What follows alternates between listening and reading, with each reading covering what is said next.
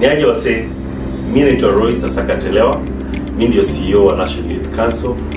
Tumefika ile stage mambo bad kwa fursa challenge yetu.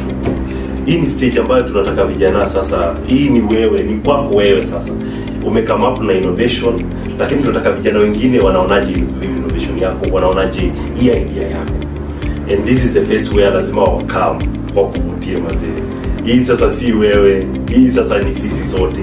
So I think this is the time lazima vijana tuchangamke. Ingia mneti. Alafu majamaa una register details zako. Ucheze tu kama wewe. Ingia tu hapo login. Shika tenje yako ama desktop yako. Uingie pale fursa.thefortlabs.com. Uvutie innovator wako. Juu ya riba manze. Tuchangamke story.